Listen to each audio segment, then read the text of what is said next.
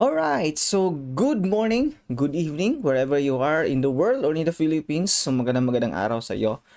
And in this video, we will going to talk about how you can, or we will going to talk about the computation of your possible profit within the certain area. So as you know, or as you have noticed, or if you have watched some of my videos within sa page na to, or maybe sa LinkedIn page or sa Facebook page natin, you would notice or you would always hear from me that I talk about na we will going to create online grocery business owners, one in each municipality or city in the Philippines. So yan yung goal natin. Yan yung, in fact, meron ang tawag ng group page natin is yung fan page, official fan page natin is one online grocery rule. Anong ibig sabihin nun? Ibig sabihin nun that every area is minimum only or in every area there is only one online grocery business. Kasi kapag ganun yung mangyayari, minimal yung maging competition or at least no more competition. Competition.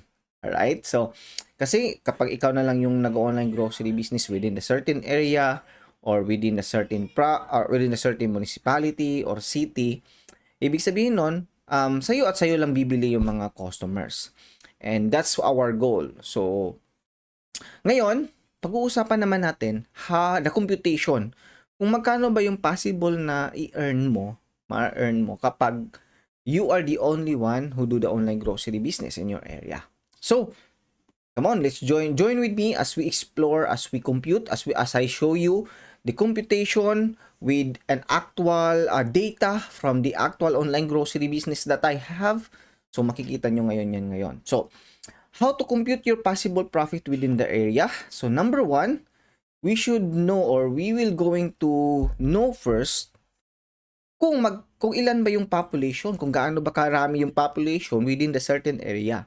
So kung nasan ka ngayon, nasa province ka or nasa isang municipality ka or nasa isang nasa city ka, makukompute na natin 'yan. Okay? Paano? Yan yung malalaman mo sa video na to. So for example, shall we say we take one municipality. Sabihin na lang natin punta ka sa Google, ganito yung gawin mo. First step, punta ka sa Google and search for municipality Philippines. Okay? And then, kung may mahanap ka na Wikipedia, kasi ang unang gagawin natin is kailangan nating malaman kung gaano ba karami. No? Kasi kung gusto mong makompute yung possible na kikitain mo, kailangan alam mo kung gaano kadami yung population na nandyan sa lugar mo. Right? So, list of cities and municipalities in the Philippines. So, malalaman mo kasi dito, based sa data na to, makikita mo yung list, no? Yung nandito yung data ng population in a certain municipality or city. At kapag nalaman na natin yung number of population, makukompute natin kung magkano yung possible na kikitain mo sa online grocery business mo. So for example, sabihin na natin for general purposes lang din, sabihin natin Manila. Okay? So Manila is one location, no? So as you can see here in Manila, ang population ng Manila mismo, yung Manila lang yung sa may Luneta Park lang na area or doon sa nakapalibot sa Luneta Park. Basta within Ermita ata itong Manila. So 1.8 million. So sabihin natin, kunin natin tong 1.8 million na to. Itatali natin doon sa Excel file para at least makita mo or makita ninyo yung So sabihin natin Manila, right? So number of population, right? So by the way, kung gusto mong makuha itong file na to, ilalagay ko lang yung link sa description nitong video na to. Alright, so ang population ng Manila is nasa 1.8 million or 1,846,513. Right? Now, since 2015 ko pa kasi ginagawa yung online grocery business ko. And based on my experience, at sa experience din ng mga tinuturuan ko paano mag-online grocery business, nako-convert nila yung 1% ng population within the certain area. Okay, based yun sa experience, hindi mo mahanap yan sa Google, hindi mo mahanap yan sa mga, based lamang yan sa experience sa kung ano yung naging result namin, kung ano yung mga nakuha namin ng mga customers. Based lamang yun sa experience. 1% of the population. So, magkano ba yung, or ilan ba yung 1% nito? So, yan, 1%. So, conversion, sabihin natin yung conversion ng conversion. So, 1%. So, yung maging customer mo lang, for example, kung whole Manila, yung, by the way, pwede mo rin gawin itong computation, sample computation na ginawa natin, kung nasa province mo or sa municipality mo. So, dito lang, punta ka lang sa Wikipedia, search mo yung municipalities and cities in the Philippines, and then, makukuha mo na yung number of population. So, i-search mo lang yung city mo dito. So, sa atin, Manila lang kasi yun yung capital natin. But then again, you can do the simple computation dyan sa lugar kung nasan ka man ngayon. So, ngayon, 1%, tapos ang maging customer mo lang yan is simply, imo-multiply mo lang ito, number of customer, tapos, imo-multiply natin yan sa 1%. Right? So, magiging resulta is 18,465. So, ibig sabihin, out of 1,800, 1,800,000, magiging 18,000. So, 18,000 katao yung conversion, yung magiging customers mo yan sa lugar na yan. Sobrang dami, di ba? Sobrang dami. So, again, of course, hindi mo naman makukuha lahat ng 1.8 million na population sa Manila kasi or sa lugar kung nasan ka man yan kasi hindi naman talaga lahat bibili sa online grocery mo kasi mayroong iba bumibili sa supermarket or sa mga malapit na mga big grocery. So sa online grocery business 1% lamang based on our experience. So 18,000, that's pretty much big. Okay? Napakadami yan. Na ngayon, sabihin natin yan yung computation. So out of 18,465 customers, kung itong lahat ng 18,000, sabihin natin hindi na lang 18,000, sabihin natin kalahati na lang or sabihin natin kalahati ng 18,000, magkano ba or ilan ba? So this one, i-divide natin siya ng 2, so nasa mga 9,000. Okay? So sabihin natin 9,000, sabihin natin 9,000 katao. Alright? Round off na lang natin. So 9,000 ka customers. Alright? 9,000. Ngayon, kung yung 9,000 na yan katao, bibili sa'yo sa online grocery business mo ng at least once a month, so ngayon, magkano yung possible na kikitain mo within 1 month kung itong lahat ng 9,000 customers ay bibili sa'yo? Which is possible naman kasi yan yung 1% ng buong Manila. Alright? So, I'm going to give you, so magkano, ang kailangan nating makuha nito is yung average order. So, average number or amount of orders na in-order ng customers. Magkano ba? So, kukuwintahin natin yan ngayon. Kukuha tayo ng data sa actual na online grocery business ko. Sa akin na lang. Kasi for data privacy, hindi natin gagalawin yung iba. Hindi tayo manghingi ng data sa ibang mga online grocery business. So, sa akin na lang, ito yung online grocery business ko. Ang pangalan is Davao Francis Online Grocery. So, kailangan lang nating pumunta doon sa admin account ko. So, ito yung dashboard natin. Nandito yung mga customers ko na umu-order ngayon, in the other days, no? So, merong mga amount, grand total. So, sabihin natin, kunin natin itong grand total na to. Okay? Ganito na lang. Kunin natin yan. Kakopy natin yan. Tapos, ilagay natin balik doon sa Excel files para makuha natin yung average na amount na in-order ng mga clients ko. Kasi para meron tayo at least pagbabasihan kung magkano ba yung i-multiply natin doon sa 9,000 katao. Kasi kapag nakuha na natin yon, yan yung possible na mai-income mo within kung taga Manila ka. So, 9,000 katao.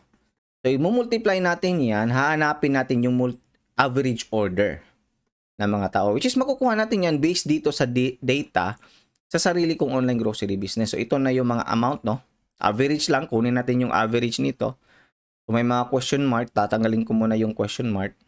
So, skip ko lang itong video na to para matanggal tong mga question mark, ha? Alright, so nakuha na natin yung mga question marks na yon. So, kukunin natin yung average. Magkano ba yung average na yan? sa mga amount na yan. So, average, ganito lang ata yon. So, average na natin. Tapos, kukunin natin lahat to. Ayan. So, ang average daw is 3,000 pesos per customer. 3,000 pesos yung average na amount na in-order ng mga customers. So, yan yung i-multiply natin ngayon doon sa 9,000 customers na yan. So, 3,000 pesos average customer. So, ngayon, ibig sabihin, so, magkano ba yung markup? Okay? Markup. Kasi merong markup yung mga grocery products, di ba? Sabihin natin 10%, 20%. Sabihin na natin 10% yung markup. Okay? 10%. Kasi, kapag nakuha natin yung markup kasi, yan yung magiging profit mo ngayon kada grocery products na nabebenta. Alright? Gaya ng sari-sari store or may convenience store ka or may mini grocery store ka, yan yung profit na or hindi siya revenue kundi profit na talaga, yung malinis na sa kamay mo. Di ba? So, i-multiply lang natin to, 9,000 ka customers, multiply natin ng 3,000 pesos per order, tapos multiply natin ng markup price. Which is, the result is 2.7 million or, yan na natin ha, kama. Ayan. 2.7 million pesos net profit ang pwede mong kitain kapag ka nag-online grocery business ka dyan sa Manila. Alright? Diba? So, ganon ka-profitable yung ganitong klaseng negosyo. Now, yun nga, sabi ko kanina, what we will going to do is hanap kami ng tao na gagawa ng online grocery business kada province or for every 30,000 katao or population, gagawa natin ng online grocery business and exclusive lang siya. Kung ikaw, exclusive ka lang, for example, Manila yung napili mo, exclusive ka lang dyan sa Manila. And you can earn as much as 2.7 million pesos kung taga Manila ka. So if you are in Manila, magpa-reserve ka na o magpa-book ka na ng call from me para ma-discuss natin yung detalye. Kapag kasi ikaw yung napili na, ikaw na yung naggagawa ng online grocery business, ikaw lang yung tutulungan namin na i-market yung online grocery business mo. Tutulungan ka namin na makuha itong 9,000 ka customers. Alright? 9,000 ka customers. So, imaginein mo, 1.8 million yung population ng Manila, pero 9,000 customers lang yung kailangan nating mahanap para kumita ka ng 2.7 million pesos per month. Alright? So, book a call. Merong pwede mong puntahan. Kung gusto mong pa-book ng call sa akin para mapag-usapan natin yan kung paano gagawin. So, punta ka dito sa Prime. Okay? Prime.clubstore.com. So, lakihan ko lang yung ayan prime.clubstore.com. Yung exact website para makapag-book ka ng call. Ako yung makakausap sa'yo dito. So, ayan, let's turn your 500 into 1 million pesos in 1 year and 5 million pesos in 3 years. That's very, very minimal lang. Yung amount na yan kasi 2.7 million nga yung pag-usapan natin per month. So, only one grocery per municipality or city with or without a physical. So, basahin mo lang to and then sa baba merong click here to book a call. So, mag-book ka ng call to me para mapag-usapan natin. So, hindi lang to sa Manila ha. Again, yung sample natin is Manila lang. But then again, you can also do this one sa other cities and municipalities. Like for example, hanap tayo ng municipality dito. So we say, sabihin natin, hanap tayo ha. Sabihin natin, ano bang municipality na sikat? Sabihin natin, whatever, Baguio. Ayan, Baguio. Ayan, ito Baguio. Merong 366,000 na population ang Baguio. Copy natin yan. Then, ipipaste lang natin to. Palitan lang natin to. Diba? Kasi Baguio to So, palitan lang natin yan. Yung 3,000. Kano ba yun? 3,000. Ay, copy na lang natin. Tapos, ipipaste natin siya dito. Yan. Or, para mas Yan. So, ayan. Automatically, nagko-convert man. Nawawala na. So, 1,800 lang. Yung 1% is 3,600 pero kalahati lang, for example natin, 1,831. So sabihin natin yung 1,800 lang, yung maging customer, 1,800 customers. Magkano yon? Kung 3,000 ang average na ino-order ng customer, you can possibly earn 540,000 pesos per month. Okay? Ganon kalaki. Ganon ka-profitable itong business. And if you are from Baguio, then at ikaw yung mapili namin, then you are the one who will going to do online grocery business. Tutulungan ka namin para hanapin yung 1,800 ka-customers na yan. Kaming bahala doon sa paghanap ng customers. I-fulfill mo na lang yung orders ng customers na yan para kumita ka ng 540,000 pesos net profit every month. Okay? So, itong file na to, ilalagay ko lang sa description yung link para ma-download nyo yung file na yan para ma-test nyo rin. For example, search nyo rin yung lugar nyo ngayon, yung municipality nyo ngayon, tapos i-compute nyo using that template or yung Excel files na yan. Okay? So, ganun lamang mag-compute. I hope na nakuha mo yung gusto kong ipahatid. And if you like to book a call with me para mapag-usapan natin yung gagawin or yung lugar mo mismo, or kung interested ka talaga na gumawa ng online grocery business kasi solo mo lang yan, and if you are the one, ikaw na lang dyan. So, bilisan mo rin, baka kasi meron nang nakauna sa'yo or baka meron din nagka-interest na pareho kayo ng lugar. So, you must do, or anahan mo na, book a call, punta ka sa prime.clubstore.com, basahin mo yung detalye dyan para at least makuha mo pa yung details kung paano siya natin gagawin. And mag-book ka ng call para mas ma-meet kita, mag-schedule ka ng call with me para mapag-usapan natin face to face. Ako yung mag-i-interview sa'yo bago natin simulan yung pag-online grocery business mo na solo mo lang dyan sa lugar mo. Okay? So head over to prime.clubstore.com now to book a call with me. Bye-bye!